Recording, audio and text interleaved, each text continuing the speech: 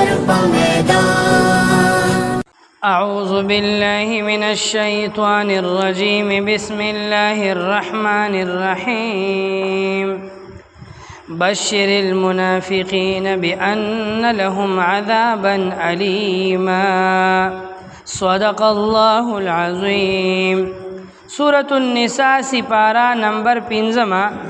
द सिपारी रुकू नंबर 17 और द सूरत रुकू नंबर 20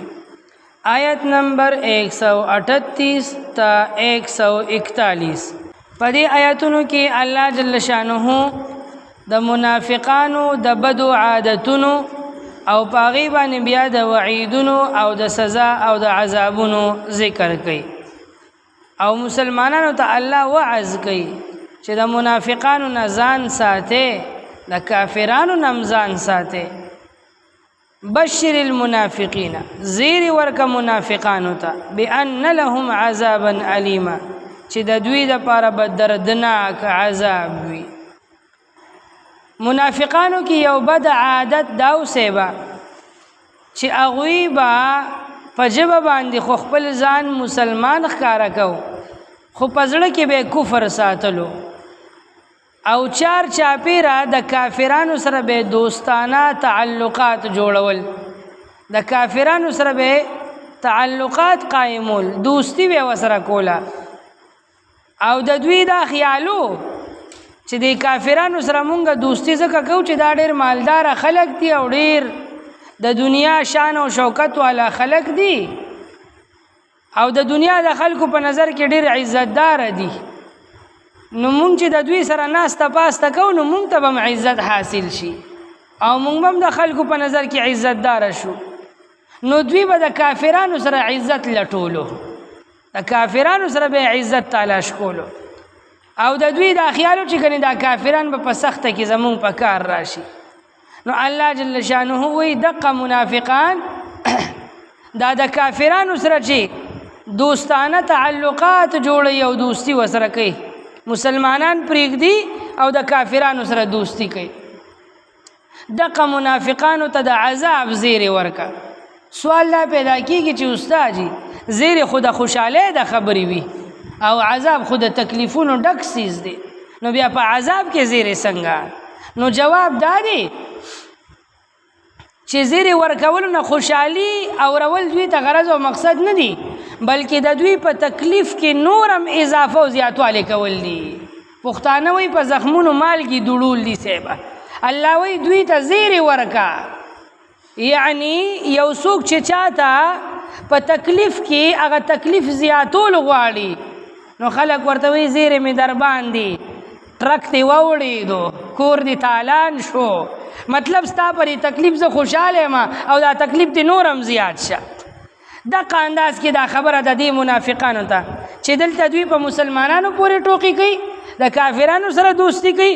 قیامت کې به الله په دیو پورې ټوقې وکړي، دوی ته به د دوی د دې ټوقو سزا ورکړي. مسلمانان به بیا په دیو پورې ټوقې کوي او خاندي به چې دا هغه منافقان دي چې دنیا کې به د کافرانو سره دوستی کوله او مسلمان پسې به خندا کوله، نن د مسلمانانو د خندا شو او په عذاب کې به گرفتار شي. ایبتغون عندهم العزة، الله وی دا منافقان د کافرانو سره د دې لپاره دوستی کوي چې دوی د کافرانو سره عزت تلاش کوي، نو کافرانو سره عزت کم ځای دی، دا وی په خپل عزت نشته نو طالب سي عزت درکې. فإن العزة لله جميعا، عزت خو ټول پټوله د الله سره دی. د دې زماني ناپوه مسلمان د امریکای سره عزت تلاش کوي، د ټرمپ سره دوستانه تعلقات کې چې دی به مونږ له عزت ای ډېر لوی سړی دی یاره جی به ټرمپ مانی نتنیاهو سره دوستانه تعلقات جوړي چې دی به مونږ له عزت راکړي، د انډیا مودي تخته او برکیږي چې دی به مونږ له عزت هغه سره خپل عزت نشته، هغه خپل د غواګانو میچازو ته راستي طالب سي عزت درکې سیبه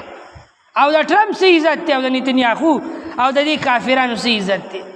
د الله په نظر کې د دوی هیڅ عزت نشته سه، تمام عزتونه د الله سره دي او دغه عزتونه الله پیغمبرانو له ورکړي دي، د پیغمبرانو شاګردانو له ورکړي دي او د پیغمبرانو وارثانو عالمانو له ورکړي دي. سه داسې خلکو سره خپل عزت تلاش کا، نو تزیره بل د کافر په غیږه کې کینی او د هغوی سره دوستی کې چې الله تعالی دې په دې عمل باندې د منافقانو سره یو ځای نه کړي په جهنم کې. مسلمانه په خپل ایمان ویریږه، په خپل ځان ویریږه. وقد نزل علیکم فی الکتاب، په دې آیات کې د منافقانو یو بل بد عادت ذکر کیږي او مسلمان د هغې نه منې کولی کیږي. د کافرانو به او د یهودو او نصاراو به په قرآن پورې ټوقې کولې، د الله په پیغمبر پورې به ټوقې او مسخرې کولې، د قرآن آیتونه به وي او په دې پسې به خنداګانې کولې. نو دا منافقان به د یهودو د نصاراو د عیسیانو د کافرانو په دغه مجلسونو کې ناستو، په کومو مجلسونو کې چې به په قرآن پسې ټوقې کېدي او دوی به مو سره په کلس کلس خاندل. یعنی د کافرانو په قرآن پورې په ټوکو کولو باندې دوی خوشحالېدل چې دا ښه کوي چې قرآن پسې ټوکې کوي او د پیغمبر پسې ټوکې کوي چې د خلکو د خندا یې کو. نو الله جل شانه وی وقد نزل علیکم، مسلمانه ګورې پتا باندې خو نازل کړي شوي دي، الله در باندې نازل کړي دي فی الکتاب په قرآن پاک کې ان دا خبره اذا سمعتم آیات الله، کله چې تاسو د الله آیتونه په یو داسې مجلس کې واورئ یکفر بها چې د الله د دغه آیتونو نه انکار کول کېږي، خلک ته انکار کوي، ویستهزأ بها او د الله په دغه آیتونو پورې ټوقې کېږي، نو مسلمانه فلا تقعدوا معهم، په داسې مجلس کې د داسې خلکو سره ناسته مه کوئ، پاسې دغه مجلس پرېږدئ او ځئ د دغه ځای نه حتی یخوضوا فی حدیث غیره، تر څو چې دې خلکو په قرآن پورې ټوقې پرېښودي نه وي او د دې نه علاوه یو بل مجلس او مجلس شروع کړي نه وي. مسلمان ته ګوره الله ښکاره اعلان کړی دی چې په کم مجلس کې که د کافرانو مجلسو، د یهودو مجلسو، د عیسیانو مجلسو، د هندوانو مجلسو، که اقوام متحده مجلسو او که د عالمي دنیا یو میټینګو او په دغه میټینګ کې ستا په اسلام پسې ټوقې کېدي، په قرآن پسې خنداګانې کېدي، ستا د پیغمبر سپکاوي پکې کېدو، مسلمان ته الله وایي په داسې مجلس کې مه کښېنې، پاسې دغه مجلس پرېږدې او ځې. مسلمان به داسې خلکو سره به ناسته پاسته نه کوي. وجه دا ده چې څوک په داسې مجلس کې د داسې خلکو سره ناسته پاسته کوي دی به د دغه خلکو نه شمارلی کېږي. پیغمبر علیه الصلاة والسلام په یو موقع باندې ارشاد وفرمیل وایي کوم ځای کې چې د الله په قرآن پورې ټوقې او مسخرې کېږي تاسو داسې خلکو سره مه کښېنئ، او که داسې خلکو سره تاسو کښېنئ تاسو به د دوی په شانتې ګڼلی کېږئ، تاسو به د دوی په شانتې شمارلی کېږئ، تاسو به په تاسو باندې به دقه حکم لګېږي کوم چې په دوی لګېږي. نو د دې ځای نه مفسرینو یو مسله راویستې ده، کم مجلس کې چې په قرآن پورې د قرآن په آیتونو پسې ټوقې مسخرې کېږي او یو مسلمان هغه ځای کې ناست وي او دې دا مجلس پرې نه دي، د هغه ځای نه لاړ نه شي او د دې خلاف اواز اوچت نه کړي، نو څنګه چې دا قرآن پسې ټوقو کولو والا کافر دی، دقسې دا ټوقو اورېدو والا به هم د ایمان نه خلاصي کافر بشي، دی پې کافر کېږي. نو مسلمان به دې خبرې ته هم سوچ کړي دا خو د قرآن آیتونه دي، که د دین اسلام په یو وړوکي نه وړوکي څیز پورې، یو وړوکي نه وړوکي حکم پورې، د اسلام او د پیغمبر علیه الصلاة والسلام د یو وړوکي نه وړوکي طریقې پورې په یو مجلس کې مسخرې کېدي، خنداګانې کېدي، هغې پسې ټوکې ټکالې کېدي او مسلمان ورته کتل او دم ورسره په کلس کلس خاندل، نو دې د ایمان نه خلاص شوي دي، دې مسلمان نه پاتې کېږي. د الله په پیغمبر پسې ټوکې کوئ، ولې تاسو ته صرف د دې ټوکو د قالو دپاره د الله پیغمبر میلو شو، دا قرآن د الله کتاب درته میلو شو، دا د پیغمبر ښکلي سنت ګیره درته میلو شوه، په دې پورې مسخرې کوئ، دا د پیغمبر پټکي درته د خندا لپاره میلو شو، په دې پورې خنداګانې کوئ، یا د پیغمبر علیه الصلاة والسلام نورې طریقې درته میلو شوي، دا د ازواجو مطهراتو او د حضور پاک د بیبیانو او د هغوی د بچیانو او د هغوی د صحابیاتو دا پاکه برقه درته د مسخرې دپاره میلو شوه، مسلمان پیغله لن برقه په سر کی کفار ورپسې مسخري کوي يهود ورپسې مسخري کوي او د دې زمانه ناپوهه مسلمان چې ځان ته روشن خیال وي دیم دغه پیغلی دغه ملالي دغه تورسري دغه حیاداري دغه تقواداري دغه پرهیزګاری مسلمانې دغه برقه پسې خندا کوي مسخري ورپسې کوي نو تا ته د خندا لپاره صرف د مسلمان د حیا ښکاري د عزت درته ښکاري په دې پسې ټوکې مسخري کې چرته په کافر پسې خو دې ټوکه ونه کړه چرته په یهودي پسې خو دې ټوکه ونه کړه چرته په یو ظالم پسې خو دې ټوکه ونه کړه نو چې را پاسې نو یا به د مولا په پټکي پسې خندا کې یا به د مولا په ګیرې پسې خندا کې یا به زما د جومات سپکاوي کې یا زما د مدرسې سپکاوي کې یا زما د مسلمانې د پیغلې د تورسرې د برقې پسې خنداګانې کې ته به مسلمان پاتې شوي د قرآن دا آیت واوره څوک چې د الله په کلام پسې ټوکې کوي څوک چې د الله په حکمونو پورې ټوکې کوي څوک چې د الله د پیغمبر په طریقو پورې ټوکې کوي څوک چې د الله د پیغمبر په وارث پورې خنداګانې او مسخري کوي دا اټله فیصله ده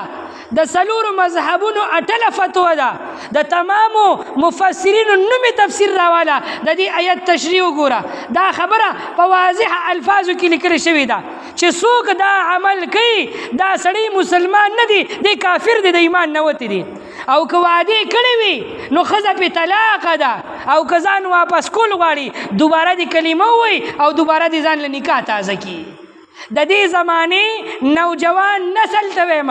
د دې زمانې د ځوانانو وروڼو ته وایم د دې زمانې د سیاسي لیډرانو د هغوی کارکنانو ته وایم چې سیاسي اختلافات دې په خپل ځای یو طرف ته کېږده د سیاسي اختلافاتو په ضمن کې د هغې په نفرت کې او د هغې په اختلاف کې دومره سختۍ ته مه رسېږه چې د یو عالم سر هغه ته په موبایل باندې لرې کړي او د سپي او د خنزي سر پیو لګې د یو عالم پټکي راوالي او یو سپي ته ور په سر کړي ستا اختلاف دومره حد ته ورسېدو دا پټکي د عالم نه دی دا ول په ول تارونه چې د عالم په سر پراته دي دا د عالم نه دی دا د پیغمبر پټکي دي دا د عالم ګیره چې ته راوالي او په سپو په خنزیرانو پسې او شادوګانو پسې لګې دا ته چا پورې ټوکې کې دا ته چا پسې خندا کې د ایمان نه پې خلاصېږي او چې څوک دا قسمه پوسټونه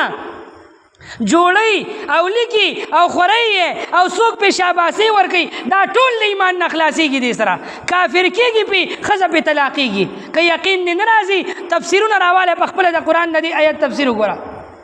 او چې نه پوهیږي عالمانو سره کې نه ځان پوهه کا نو مسلمان با د دین په شعائرو پسې یو څوک په مانځه پسې ټوکې کوي ویډیو جوړه کی په مانځه پسې مسخري کوي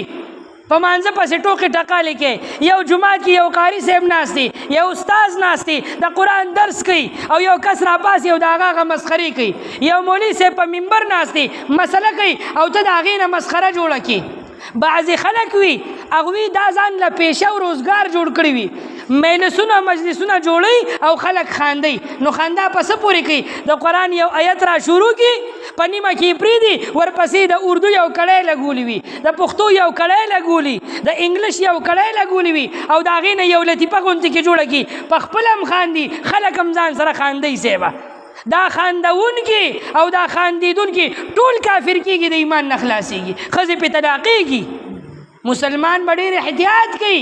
اسې حدیث مبارک کې نه دی راغلی الدنیا سجن المؤمن و جنت الکافر چې دنیا د مؤمن دپاره قید خانه ده او د کافر دپاره جنت دی دا قید خانه ورته په دې نسبت ویلې ده دی به د خپل خواهشات د خپلو قدمونو د لاندې کوي خپله مرضي خواهشات نفساني خواهشات په پرېږدي د الله د مرضۍ مطابق او د الله د پیغمبر د طریقو مطابق په خپل ژوند تېروي او کوم ځای کې چې د الله په دین پورې ټوکې کېدي دی به د هغې مخالفت کوي د هغې خلاف به آواز اوچتوي دا به پرېږدي دا به ختموي الله وی ان الله جامع المنافقین والکافرین فی جهنم جميعا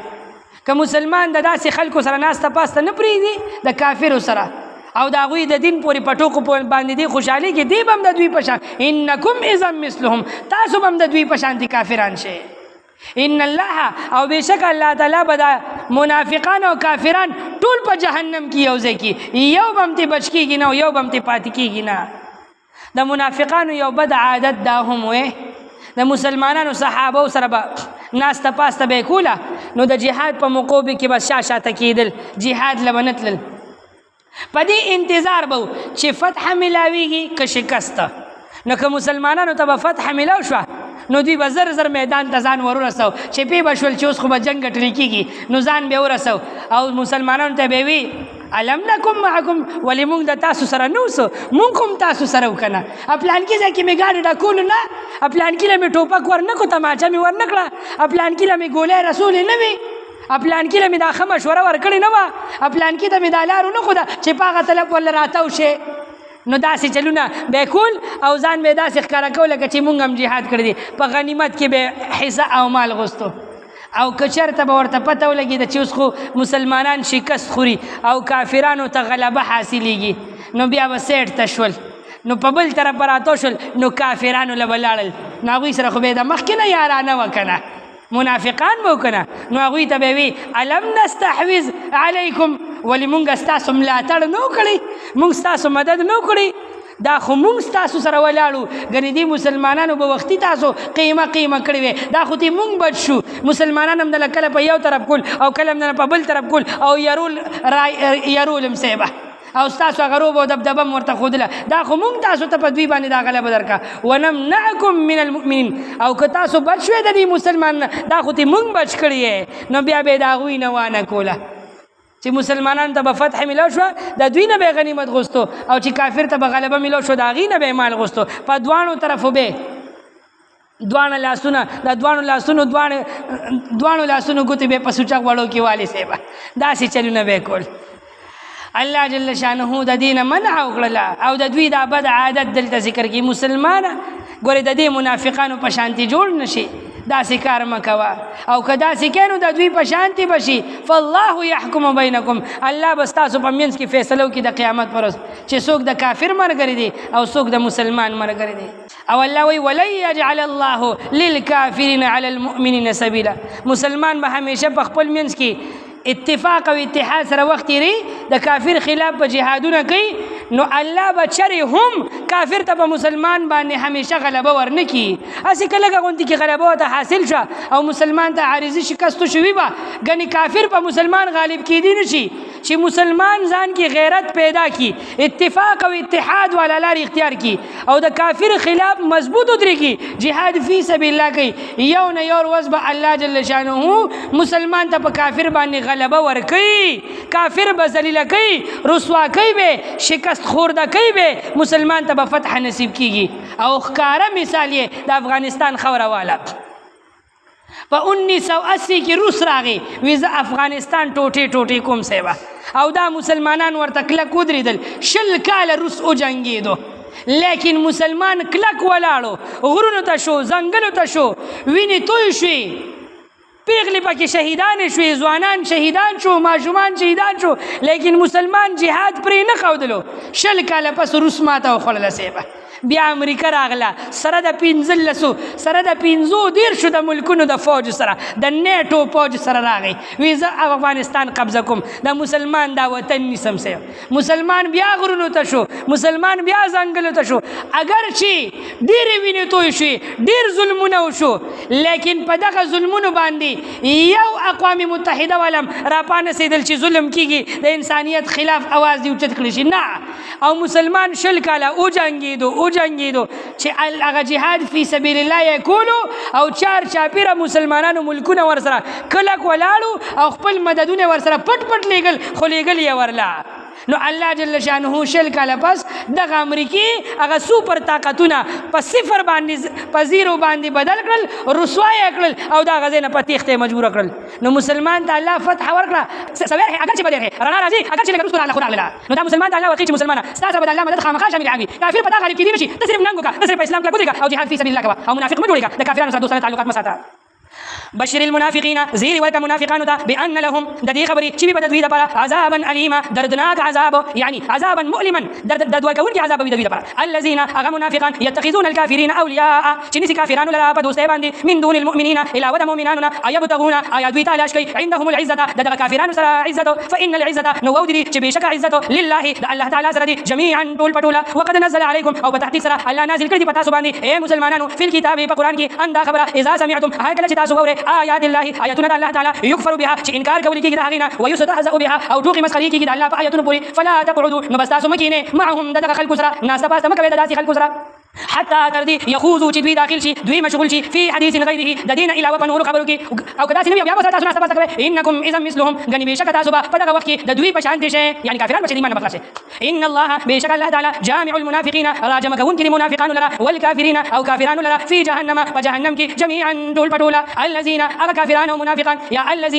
الذين اغا منافقان يتربصون چې اغوي انتظار کوي بكم تاسو په حق کې تاسو په باره کې د کوم خبر انتظار کوي د دې خبرې فان كان لكم فتح بس کچرته تاسو ته فتح حاصل شي من الله الله تعالی طرفنا قالوا نو دا منافقان وای الم نکم معكم آیا ولي مونږ نو تاسو مرګري مونږ نو تاسو سره شابه مونږ غنیمت حصہ راکې وان كان للكافرين نصيب او کچرته کافرانو ته ذره برابر غلبه حاصل شي قالوا نو دا منافقان بیا دغه کافرانو ته وای الم نستحوذ عليكم آیا ولي مونږ تاسو ملاتړ نو کړی مونږ تاسو مدد نو کړی ونمنعكم او تاسو مونږ نه بچ کړی من المؤمنين د مؤمنانو نو بیا کافرانو ته وای مونږ مالي حصہ راکې فالله يحكم بينكم فصلى تعالی فیصله وکي تاسو په منځ کې يوم القيامه د قیامت پر ورځ باندې ولن يجعل الله او هجر الله تعالی ان غرزي للكافرين د کافرانو لپاره على المؤمنين ومؤمنانو باندې سبيلا د غلبي سلام سبحان ربك رب العزه عما يصفون وسلام على المرسلين والحمد لله رب العالمين برحمتك يا ارحم الراحمين